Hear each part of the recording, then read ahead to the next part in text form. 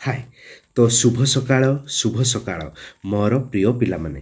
तो आशा करुछि बहुत भलरे थिबो। तो आज आमे गोटे सुंदर विषय जानिबा। बही को मनुष्यर सबुठु विश्वस्त एवं भल बंधु भावरे काहींकि कुहा जाउछि।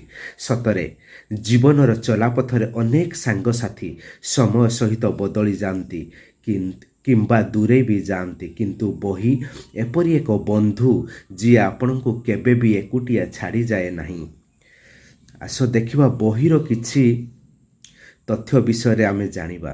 सतरे जेतेबेले आपण निजको निसंग मने करंतु बही आपणक मन को शांति देई थाए।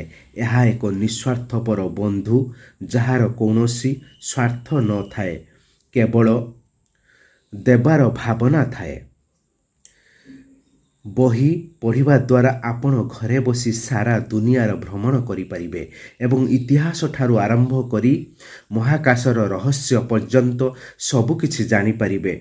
जणे मनीष बंधु आपण को सबु जगह को बुलाई नहीं न पारे, किंतु बही आपण को कल्पना को एक नुआ दुनिया को नहीं जाई पारे एवं ज्ञान को मध्य वृद्धि करि थाए।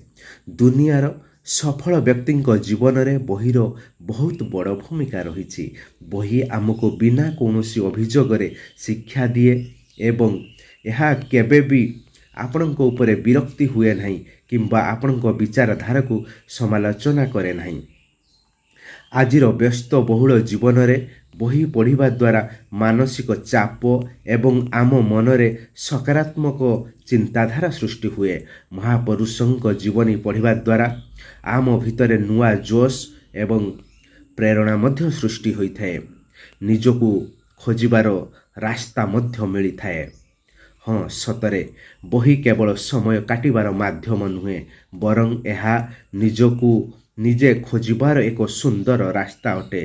तेणु मोर प्रिय पिला माने बही पढ़िबार अभ्यास करी ज्ञानर आलोकरे निजको आलोकित करिबा उचित।